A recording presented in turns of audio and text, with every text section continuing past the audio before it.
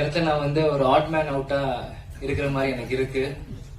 ஏன்னா மாமாவும் சரி ப்ரொடியூசரா இருந்து அரசியல் வந்திருக்காங்க, அம்மாவும் சரி சின்ன வயசுல இருந்து சின்ன வயசுல கல்யாணத்து ஆரம்பத்துல இருந்து அப்பாவோட பல கதைகள் கேட்டிருக்காங்க, எல்லாத்தையும் இருந்து அரசியலுக்கு வந்தாங்க. ஆனா நான் எந்த விஷயமும் இல்லாமல் கேப்டனை மட்டுமே பார்த்து ஒரு ரசிகரா, கேப்டன் எப்படி எங்க அப்பாவை தாண்டி ஒரு ரசிகரா சின்ன வயசுல நான் அப்பாவை நான் பார்த்துட்டு இருப்பேன். இந்த வாட்டி என்னை ஒரு சினிமா மேடைக்கு கூப்பிட்டு பேச வைக்கும்போது உண்மையிலேயே எனக்கு கொஞ்சம் வெக்கமா இருக்கு, ஷையா இருக்கு. நீங்க இங்க இருக்கணுமா நானு அப்படின்னு எனக்கு இருக்கு. இருந்தாலும் சண்முக பாண்டியன் ஒரு அண்ணன் இருக்கிறதுனால அப்பா எப்பயுமே சொல்லுவார், அண்ணன் தம்பிக்கு எப்பயும் ஒற்றுமையா இருக்கணும்ட்டு. எங்க அப்பாவோட வார்த்தைக்கு மதித்து அதனால இன்னைக்கு வந்து என் தம்பிக்கு ஒரு சப்போர்ட்டா இருக்கணும்னு இந்த வந்திருக்கேன். படைத்தலைவன் படம் ஆரம்பத்துல இருந்து கதை கேட்கறதுல இருந்து நம்ம பார்த்திபன் சார் இருக்கட்டும், அன்பு சாரா இருக்கும், எல்லாரும் வந்து கதை சொல்றதுல இருந்து நானும் தம்பியும் இந்த கதைகள் கேட்டிருக்கோம். உண்மையிலேயே ஒரு நல்ல படம், நல்ல கதை. படைத்தலைவன் நிச்சயம் எல்லாரும் சொல்ற மாதிரி தமிழ் சினிமாவில ஒரு மிகப்பெரிய ஒரு ஆக்ஷன் ஹீரோ.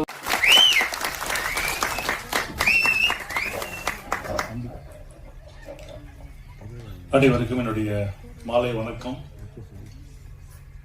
கேப்டனுடைய நல்லாசிரியரும் விஜய் சிறி கம்பைன்ஸ் தயாரிக்கும் படை தளபதி எல்லாம் சொல்லலாம். நம்ம இங்க வருகை தந்துள்ள சண்முக பாண்டியத்தினுடைய ரசிகர்கள் அனைவருக்கும் என்னுடைய மனமார்ந்த வாழ்த்துக்கள். அதே போல கேப்டனுடைய நண்பர்கள், பத்திரிகை சேர்ந்த மூத்த பத்திரிகையாளர்களுக்கு கேப்டன் சார்பில் என்னுடைய மனமார்ந்த நன்றிகள் வணக்கம் தெரிவிச்சுக்கிறேன். எடுத்தோடனே எங்க டீமே சொன்னாங்க அப்படி கேப்டன் பாக்குற மாதிரி, அந்த மாதிரி தான் செட் பண்ணியிருந்தோம்.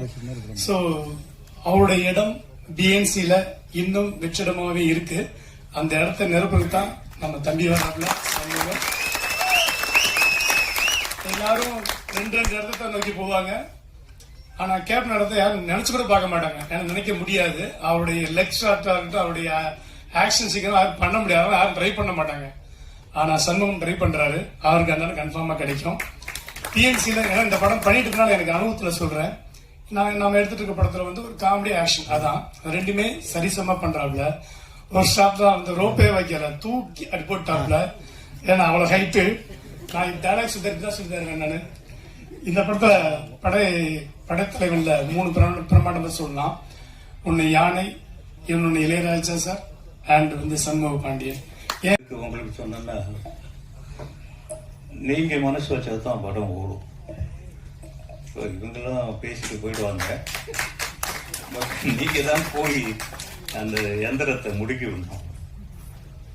படைத்தலைவன் இந்த டைட்டில் எப்படி உதயமாச்சு என்னன்னு தெரியல, ரொம்ப பேரை ஏங்க வைக்கிற ஒரு டைட்டில். இப்படி பார்த்தாலும் சரி, இப்படி பார்த்தாலும் சரி, இப்படி பார்த்தாலும் சரி, இப்படி பார்த்தாலும் சரி, இப்படி பார்த்தாலும் சரி, கேப்டனுடைய ரசிகர்களா இல்லாதவங்க யாருமே இங்க இல்லை. நானும் அவரோட ஒரு படம் பண்ணியிருக்கேன், இயக்கியிருக்கேன். இங்க பல விஷயங்கள், புது விஷயங்கள் இருக்கு என்கிட்ட சொல்றதுக்கு.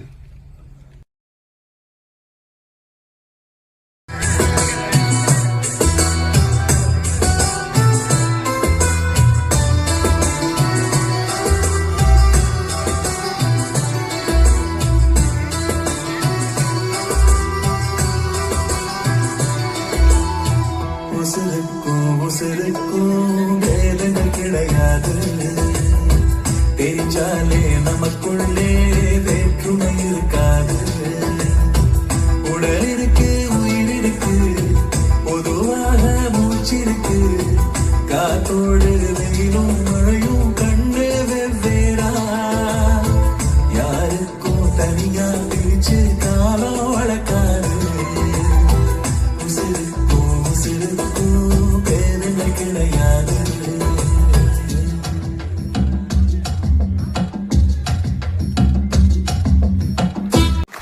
என்று கேப்டன் அவர்களை வைத்து என்றும் மறக்க முடியாத ஒரு டிரான்ஸ்பெக்டர் சோடி கொடுத்த AR முருகதாஸ் அவர்களை பேச அழைக்கிறோம்.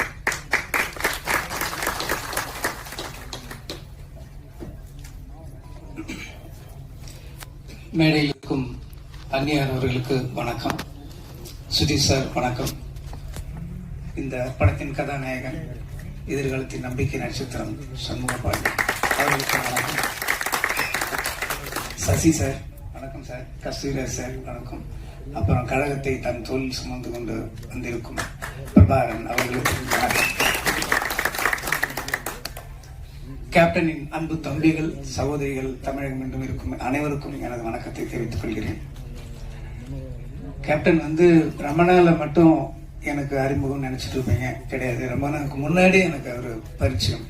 ரசிகனா தியேட்டர்ல இருந்தது வேற. அது உங்களை மாதிரி நானும் அவரை ரசிச்சிருக்கேன். கேப்டன் பிரபாகரன்லாம் 50-60 தடவை பார்த்துருப்பேன். டெய்லி நைட் ஷோ முடிஞ்சதுன்னா போய் உட்காந்துருவேன் தியேட்டர்ல, திருப்பி பார்த்துட்டு இருப்பேன். நான் மட்டும் கிடையாது, மொத்தம் ஆடிட்டோரியமே ரிப்பீட். எல்லா டயலாகும் வர்றதுக்கு முன்னாடியே கிளாப் பண்ணிட்டே இருப்பாங்க. அந்த மாதிரி பார்த்துட்டு இருந்தேன். இன்னும் சொல்லப்போனா ஒரு இன்னைக்கு நான் என்ன சொல்லுவாங்க, நீ உங்க படத்துல வில்லன்லாம் ஹேண்ட்ஸமா இருக்காங்க, வில்லன்லாம் ஹீரோவோட அழகா இருக்காங்களே எப்படின்னு சொல்லி. ஆனா வில்லனை ஒரு ஹேண்ட்ஸமா ஒத்துக்கிறதுக்கு ஒரு ஹீரோக்கு ஒரு பெரிய நம்பிக்கை வேணும். நீங்க அதை யோசிச்சு பார்த்தீங்கன்னா அதெல்லாம் அந்த ட்ரெண்ட்.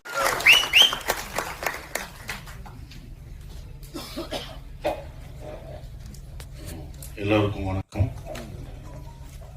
இந்த நிகழ்ச்சிக்கு முதல் அன்பு கூப்பிட்டாப்புல, அண்ணே நீங்க வரணும் அப்படின்னு. நான் ஆடியோ ரிலீஸ்லாம் வர்றது இல்லைப்பா, ரொம்ப வருஷமா என்னோட ஆடியோ ரிலீஸ் தான் வருது, 12 வருஷமாச்சு, எதுக்கும் போனதில்லை, ஃபங்க்ஷன் போனதில்லை அப்படின்னு சொன்னேன். இல்லை நீங்க வரணும்னாரு. தம்பி நான் ஊருக்கு போறேன், துபாய் போயிருவோம், துபாய் போறேன் அப்படின்ட்டேன். அதுக்கப்புறம் வச்சிட்டாரு. அவருக்கு தெரியும் எங்க அடிச்சா எங்க வலிக்குன்னு தெரிஞ்சுட்டு அடுத்த போன் தம்பிட்டு இருந்து வந்துச்சு. செம்ம பண்ணி அடிச்சாப்புல. அடிச்சோன்னு தம்பி சார் வர்றேன், நாளைக்கு தானே சொல்லிட்டாப்புல, நாளைக்கு காலையில் நான் வரேன். நான் வராமையா கண்டிப்பா உன வார்த்தை வருவேன் அப்படின்னு சொன்னேன். ஸோ அப்படிதான் வந்திருக்கேன். அவரு ஏன்னா விஜயகாந்த் சார் இருந்தா உரிமையா கேட்பாரு வாங்கன்னு, அவரை கேட்க விடக்கூடாதுன்னு நான் நினைச்சேன். அதனாலதான் அவரை வாங்கன்னு கூட கேட்க விடல அந்த டைம். அண்ணா இது மாதிரி சமூக கதை சொன்னேன், நீ ஏன்டா எங்க போய் கதை சொன்ன அப்படின்னா முதல் வார்த்தையே கேட்டாரு. ஆனா இல்லைண்ணே கொஞ்சம் லுக்லாம் பார்க்க நல்லா இருந்துச்சுண்ணே அப்படின்னு. அதுக்கப்புறம் 2 நாள் யோசிச்சு நான் எப்ப டேட்டு கேட்டாலும் கொடுத்துருந்தாரு. அண்ணன்ட்ட ஒரே ஷெடியூல் சொல்லி தான் ஆரம்பிச்சு கூட்டு போனேன். கூட்டு போய் அன்னையிலேருந்து நான் 2 பேர் பிளான் பண்ணி வேற விஷயம் பண்ணிட்டு இருந்தேன். ஃபர்ஸ்ட் நீங்க அதுக்கு அப்ரூவ் பண்ணதுக்கு ரொம்ப நன்றிண்ணே.